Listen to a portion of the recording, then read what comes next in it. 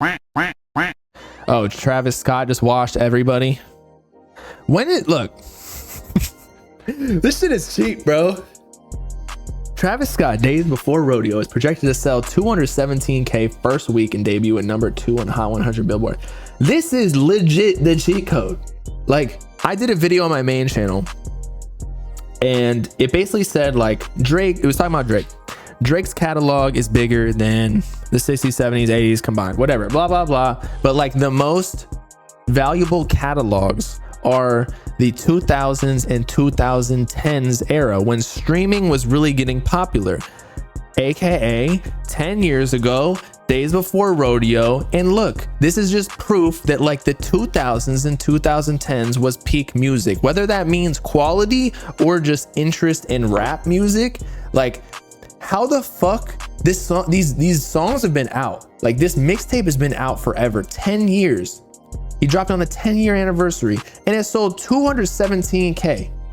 This just proves that like the peak of rap music, at least numbers wise, not that I really like want it to be, was like 2010s era, 2009 to 2016. Like, again, I'm not talking about quality, I'm just talking about numbers. Like, nobody is going to be able to beat like Drake Views, where he sold 1 million first week, at least in rap, right? Or Lil Wayne, the Carter 3 sold over 1 million. Eminem sold, I'm not sure which album he did, but he did over 1 million. I'm pretty sure Jay-Z did it too. Like, there's not, like, you can't beat that. And so, although Jay-Z predates that shit, but I'm just saying, like, you're saying bundles, yeah.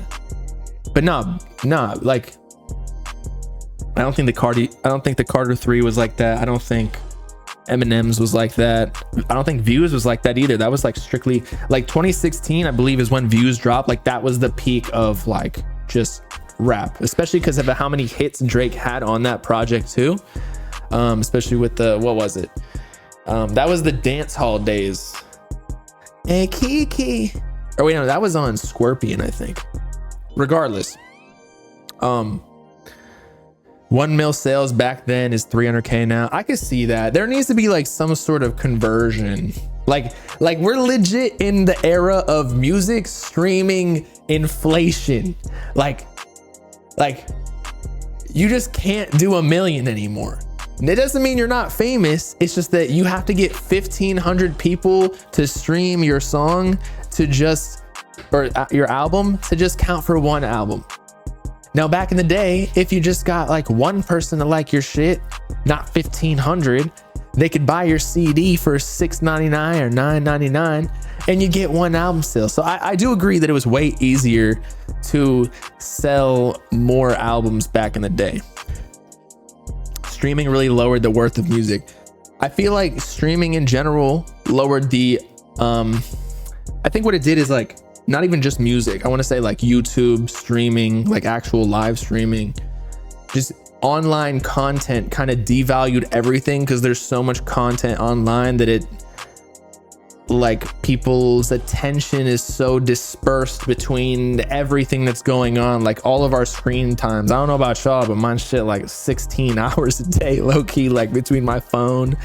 I got a monitor here, I got a monitor here, and then I got 2 laptops here. So like, so yeah, my attention is gone. But that just means, like, again, an advertisement or you don't really, the whole thing about streaming is you don't buy the music.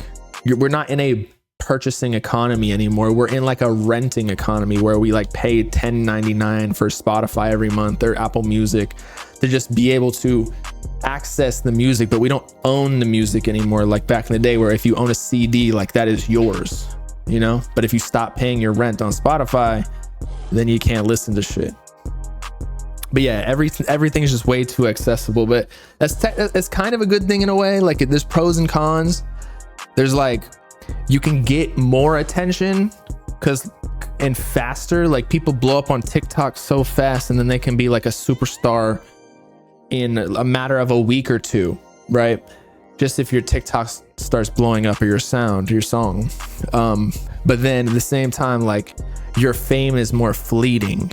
and you maybe can't monetize as much, or maybe you can monetize more if you play it correctly, where you aren't relying upon the streams and you like go on more tours, because you I don't know, like fans will go see, want to see your song perform. But again, like then their attention is kind of dispersed or distributed between like just being on their phone all day. There are days where I just want to chill on my fucking bed and couch and I don't want to go to a show anymore, but that could just be because I'm a fucking grown man at this point.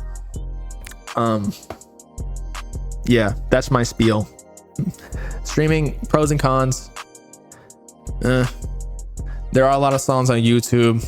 It's really just based on ad revenue now. That's why it's harder for artists to monetize, but that's why and also like the stream bots, but we're not going to get into that. We've already been over that so many times.